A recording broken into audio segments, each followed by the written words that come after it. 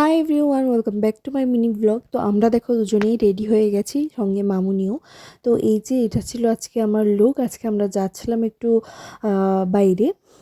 তো কোথায় যাচ্ছি না যাচ্ছি সবটা ব্লগটা দেখলেই বুঝতে পারবে। এই যে গাড়িও চলে এসছে আমাদের বাড়ির সামনে, এই যে উঠে গেছে এখন গাড়িতে। এবার হচ্ছে যাওয়ার পালা।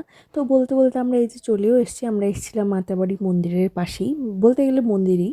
তো ওই দিন আমাদের জানা ছিল না যে একটা মেলা ছিল ওখানে উপজাতিদের।